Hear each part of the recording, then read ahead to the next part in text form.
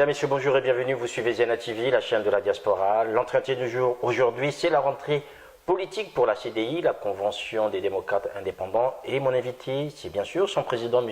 Adrien Ouabalougou. M. Ouabalougou, bonjour. Bonjour. M. Ouabalougou, je suis très heureux de vous recevoir pour faire votre rentrée politique. Aujourd'hui, la CDI, comment est-ce que vous envisagez cette rentrée politique? C'est rompre avec la méthode du silence que l'opposition va adopter, alors que l'opposition grande, on doit l'entendre, doit faire des obstructions et des propositions pour animer un peu le débat politique.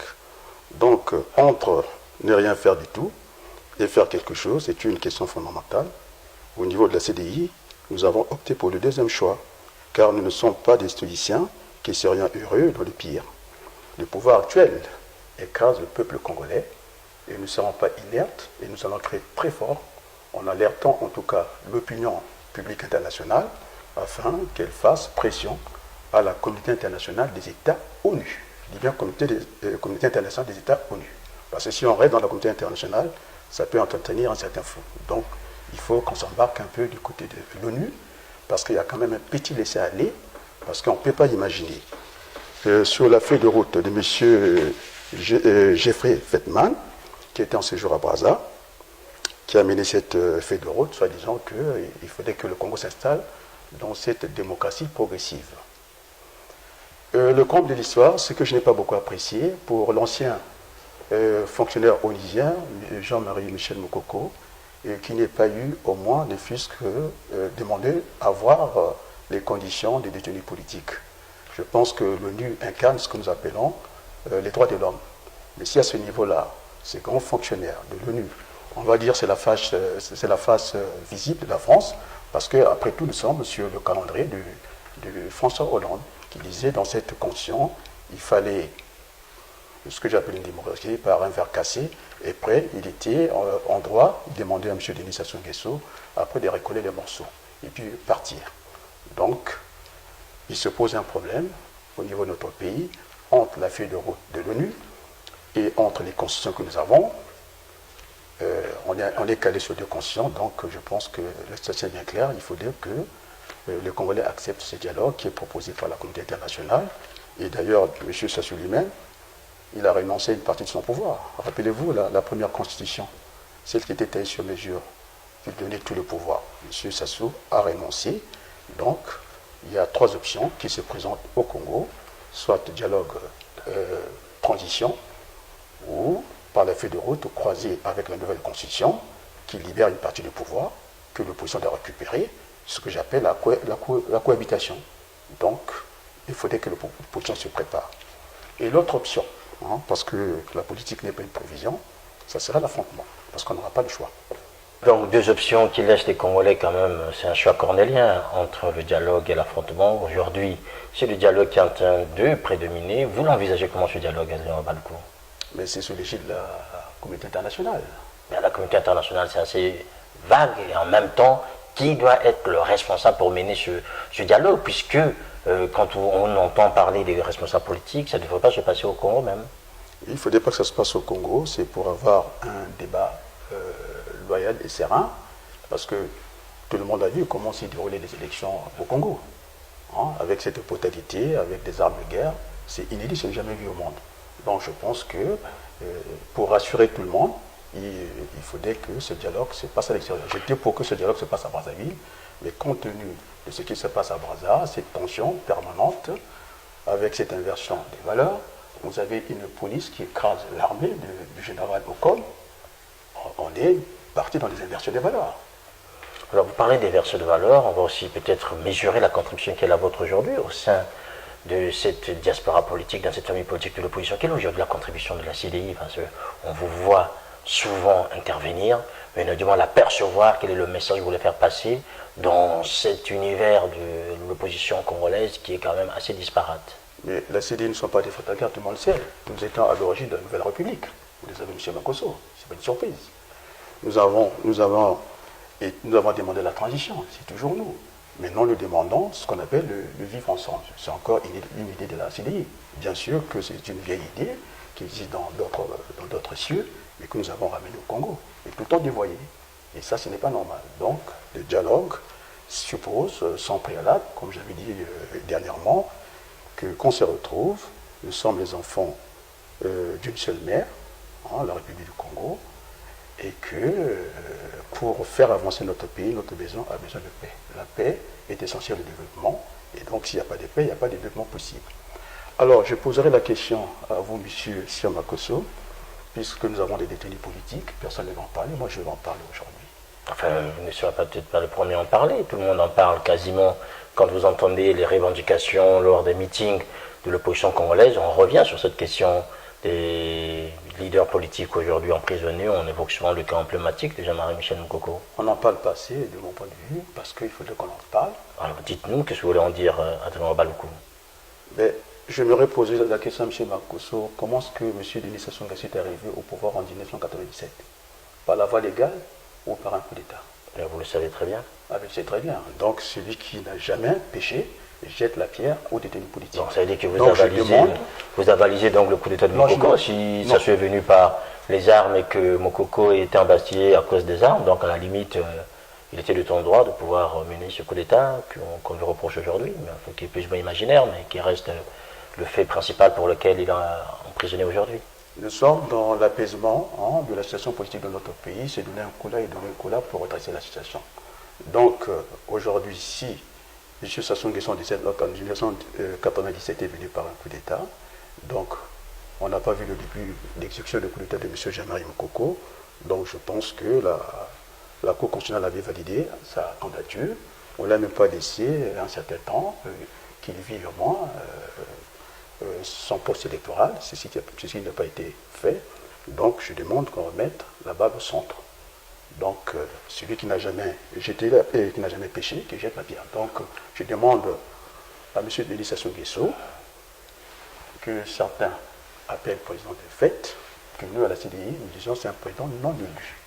Parce que nous ne pouvons pas en tant que démocrates. Je pense que je me rappelle un peu de ces paroles de Denis Sassou Nguesso, quand la démocratie est mise à mal, les démocrates doivent se lever. Donc je me lève par rapport à ce que Denis Sassou Nguesso avait en tout cas annoncé au boulevard des armées. Donc nous ne pouvons pas accepter ce genre de forfaiture. En forfaiture, ça ne peut pas aller comme ça. Donc il faut qu'on remette les choses au centre, envers ce barycentre politique. M. Sassou Nguesso a la force militaire.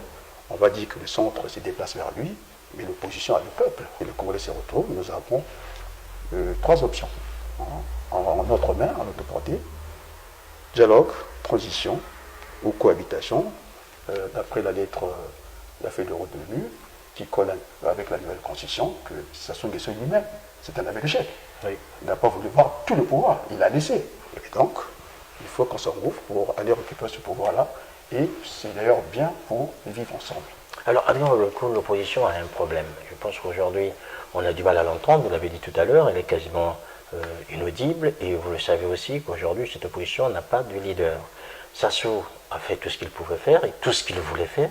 Il a changé la Constitution, il a fait ce référendum, il a organisé des élections présidentielles, il a triché selon certains, il a gagné pour d'autres. Aujourd'hui, il préside le Congo. Est-ce que l'opposition ne devait pas déjà se donner un temps de réflexion pour dire qu'elle a quasiment échoué? Oui, il faudrait que l'opposition puisse renaître de ses cendres. Mais l'opposition n'a pas besoin d'un chef. On a vu le fonctionnement de l'Union européenne avant qu'il arrive à l'élection de leur président. Enfin, l'Union européenne ne devait pas comparer l'Union européenne oui, mais c'est un standard. C'est un standard, c'est un modèle. On peut aussi emprunter ce modèle-là, de façon d'éviter un peu cette guerre des chefs. Moi, j'en ai marre de ça. L'opposition n'a pas besoin de chef, elle a besoin d'une direction collégiale, de façon aussi que les petits partis puissent exercer aussi la direction de mais l'existence d'un chef n'empêche pas l'existence des petits partis. Vous avez vu au Gabon, par exemple, avec un seul candidat, finalement, ça a donné plus de difficultés au président Ali Bongo que par rapport au Congo, on a vu pléthore de candidats d'opposition face à Denis Sassou Nguesso. C'est pour cette raison qu'il faut déjà partir par cette direction collégiale. Le moment venu, puisque c'est toujours la CDI vous demandez au niveau des idées, c'est nous qui avons parlé le premier, de la convention de l'opposition. Jusqu'à présent, ça n'a pas eu lieu. Donc, et pourquoi vous ne l'organisez pas, vous? Nous sommes un petit parti avec des moyens limités. Entendre les autres. Parce que vous n'arrivez pas à rassembler les autres. Non, c'est pas sur la place parisienne, si vous n'avez pas les moyens, il y a d'autres qui ont les moyens. Pourquoi vous n'allez pas vers eux pour chercher ces moyens et organiser cette convention de l'opposition congolaise? Bon, en tout cas, nous sommes indépendants, nous ne courons pas vers les finances d'autres partis. Entre les faits se faire, se peut, ne rien faire, nous avons dit que nous voulons faire quelque chose. Donc, nous demandons à l'opposition d'accepter, au moins pour un premier temps, cette direction collégiale et par la suite, partant d'une convention, et puis désigner si il doit avoir un chef. Quoi. Et moi, je pense que le problème n'est pas au niveau du chef, et que l'opposition doit proposer un projet au pays. Proposer un projet au pays à Baluko, vous avez vu cet été la diaspora congolaise en France surtout organiser son premier congrès. On ne vous a pas vu participer aux travaux de ce congrès-là, c'est normal? Oui, j'étais en marge de ce congrès. Pourquoi? Oui, parce que les conditions n'étaient pas réunies. Il y a eu... bon, je ne sais pas le lieu pour dire un peu tout ça, mais enfin, j'ai participé, j'étais en marge du congrès, j'étais présent, mais je n'ai pas voulu prendre la parole. En tout cas, j'étais venu, en tout cas, notre message était lu pendant le congrès, que nous n'étions pas des maximalistes, qu'il fallait prendre une position mesurée. C'est-à-dire accepter ce dialogue-là sans préalable, parce que si on commence à dire que nous on veut ça et nous voulons ça, il ne peut pas avoir dialogue. Le dialogue, c'est un débat contradictoire. Donc nous sommes sans a priori pour ce dialogue-là, pour un débat contradictoire. Parce que le peuple souffre, le peuple congolais a besoin de respirer la démocratie comme dans d'autres pays. Donc le seul moyen passe par le dialogue. Il faudrait que, aussi, du côté du pouvoir, c'est pas qu'on vient nous amuser ici, s'agissant qu'il dit que le dialogue c'est tous les jours.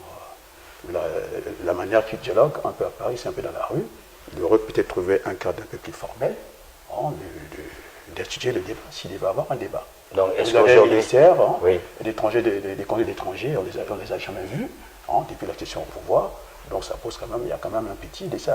Alors, ça signifie que vous lancez aujourd'hui, en fait, lors du séjour d'Elvis au comité de solution sur Paris, vous voulez organiser un débat avec lui, c'est ça? Mais si le débat vous voulez l'inviter à un débat, c'est ça? Mais si le débat est formel, pourquoi pas? Nous sommes là pour discuter, vous pouvez lancer cet appel si cela n'a pas encore été fait.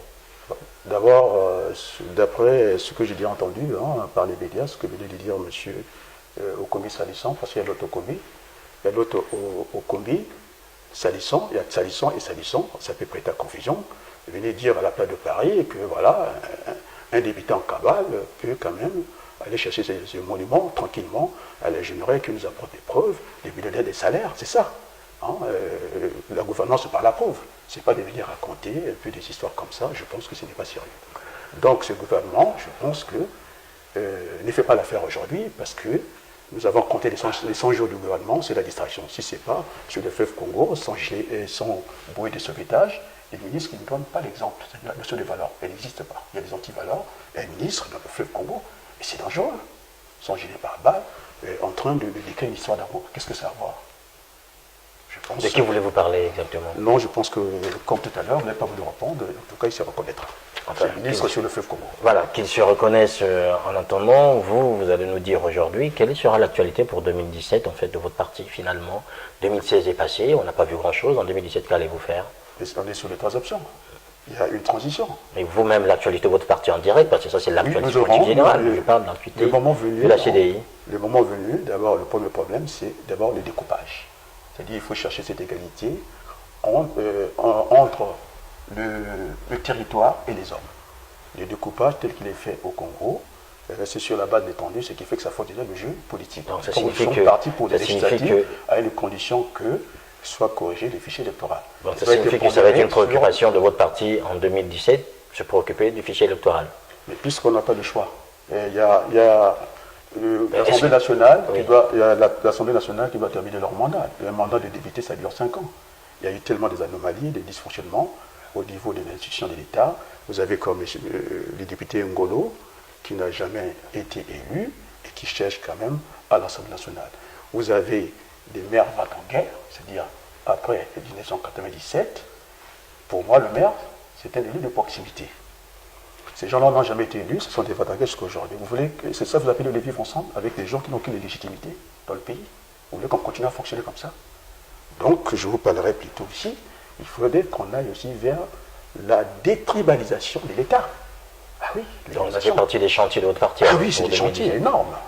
La détribalisation de l'État, la dernière nomination du recteur de l'université, sans prêter équivoque, il y avait un certain Kimebe Jacob qui a assuré en tout cas les fonctions de vice-président, il manque quoi? Quel est ce saut qui manque de vice-recteur à recteur? Qu'est-ce qui manque?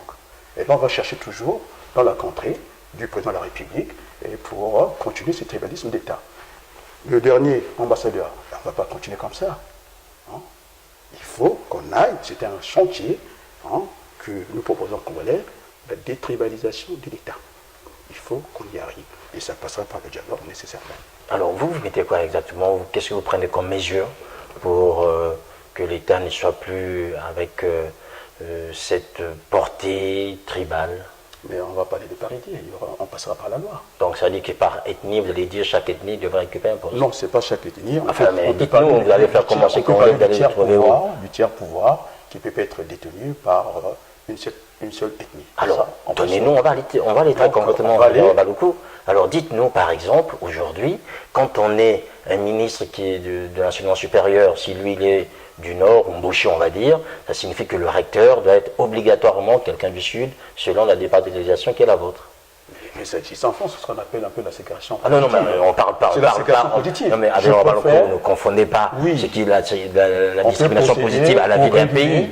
Vous savez que lorsque vous avez un vélo, quand la chaîne est tendue, comment il faut faire pour la régler? Il faut la détendre. Et quand elle est détendue, comment on fait? Il faut la détendre. Donc il faut passer par une déréglementation. Alors ça veut dire qu'un quota ethnique on essaie de produire ce que j'appelle un quota ethnique. Discrimination positive. Un quota ethnique. Eh bien, s'il faut passer par là, on passera par là. Donc, parce que là, oui. C'est pour, je dis que la déréglementation, c'est aussi la réglementation. Il faut dérégler ce système-là. Ce système, aujourd'hui, officiellement, il n'y a aucune règle, puisque les nominations auxquelles nous participons n'obéissent pas à une loi officielle votée par l'Assemblée nationale. Aujourd'hui, ce sont des pratiques courantes. Or, vous amenez là une nouvelle réalité politique qui consisterait à voter une loi qui donnerait des quotas ethniques pour occuper des postes de responsabilité. Et pourquoi pas? C'est ce que j'ai appelé, je continue, j'insiste, la discrimination positive. Vis-à-vis de qui? Mais vis-à-vis de qui? La discrimination positive dans ces pays, comme ici en Europe, c'est par rapport aux minorités, par exemple ethniques, que ce soit des Noirs, des Arabes ou encore des Asiatiques. Par rapport au Congo, la discrimination positive concernerait qui exactement? Vous avez les gens qui sont de la cuvette qui occupent tous les postes de l'État, que ce soit au niveau de l'armée, que ce soit au niveau des civils. Est-ce qu'ils sont majoritaires? Ils ne sont pas majoritaires, mais en tout cas, ils occupent tous les postes. Donc, il faudrait qu'il y ait une loi. J'aimerais, par exemple, lors des conseils des ministres, d'exercer cette parité qu'on nomme au moins par paire.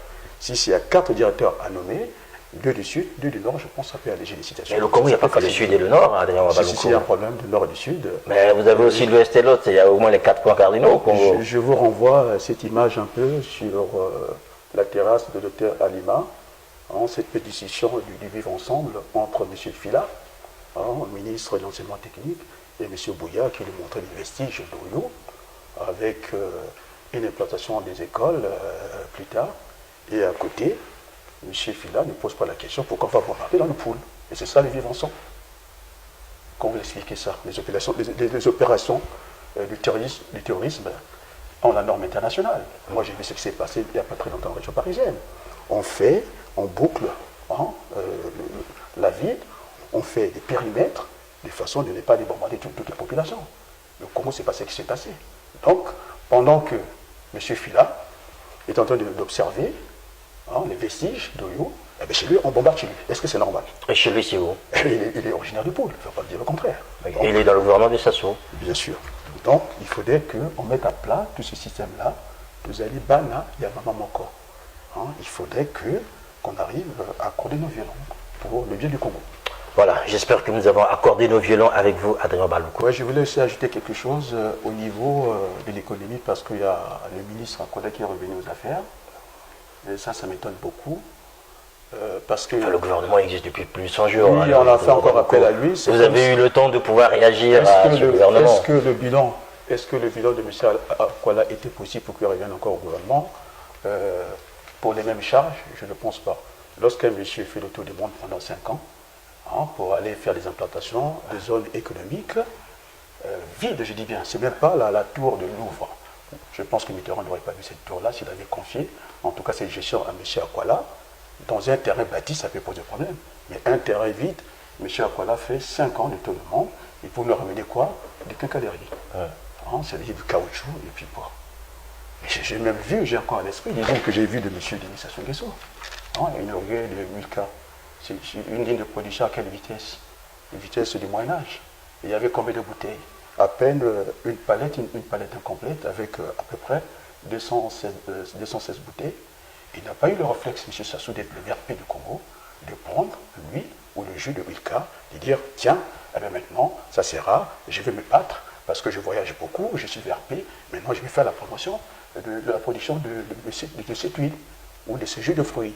Donc là, je pense que il faudrait qu'on revienne de mon sentiment. Il faut que le président, ça se comprenne, il faut qu'il écoute de ses deux oreilles. C'est vrai, c'est une difficulté pour lui. Le matin, il est président de la République, au coucher du soir, il est président du parti candidat. Donc de cette ambivalence, il ne peut pas être au-dessus de la mêlée. Il faut qu'il sorte un peu de ça, qu'il pense au Congo. Et puis maintenant, on pourra discuter tranquillement.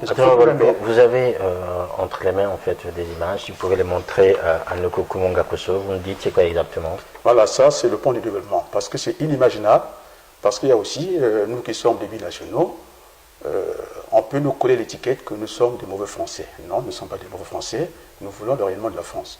Voilà le pont de Djiri, construit avec des experts militaires français, ce genre de pont. J'appelle ça un pont à la souris, c'est pour peut-être faire la reproduction entre les souris de la maison et les rats du jardin. Donc ça ne vaut pas la peine. Ça, c'est dans le site, je dis bien, de l'ambassade de France au Congo. C'est une honte pour nous Français. Et une deuxième image, alors la deuxième image, ça, c'est le pont Thierry Mongala. Donc tu nous parles du développement. Avec ce genre de pont, je préfère encore que les Congolais aient un pont en liane et qu'ils passent. C'est devenu des petits Jésus qui marchent sur les eaux. On évitait le pont. Donc voilà, le débat est ouvert. Il faut que l'opposition ait à faire des bilans, mais aussi la majorité. Parce que dans notre pays, on a pris des mauvaises habitudes. Il y a pas des bilans. Hein, et bon gâté, toujours mieux. On arrive à la fin de cet entretien. Adrien Baloukou, merci d'avoir répondu à notre invitation. Je remercie le peuple congolais qui va découvrir un peu ces images de rentrée politique. Donc c'était pour ne pas laisser les vides dans notre pays. Les Congolais doivent se parler. Hein, c'est un chemin, en tout cas obligé. On ne peut pas faire autrement. Moi, je ne suis pas un vote en guerre, je ne suis pas un homme, je ne suis pas un guerrier. Donc il faudrait qu'on apporte l'apaisement dans la vie politique de notre pays. Donc il faut qu'on aille vers ce rendez-vous, hein, vers ce dialogue, hein, sous l'auspice, je pense, de la communauté internationale.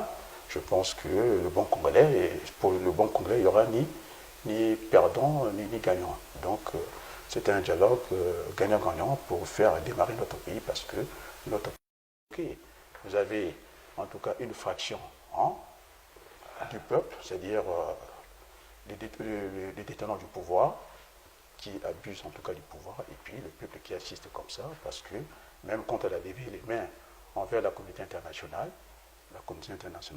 a déclassé forfait. Mais quand il faut faire des séjours un peu bidons, je sais que le Congo débourse beaucoup d'argent, c'est-à-dire que fait nourrir d'autres pays, on prête l'argent à gauche à droite, et pour le peuple rien n'a rien. Donc tout pour le monde entier, rien pour le peuple congolais. C'est ça, c'est bien dommage.